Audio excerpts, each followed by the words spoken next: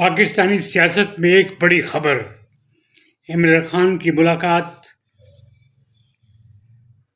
Chief justice کے حکم کے مطابق Salman Safdar friend of justice کے نام سے پی ٹی آئی کے رہنما سے ملاقات کی۔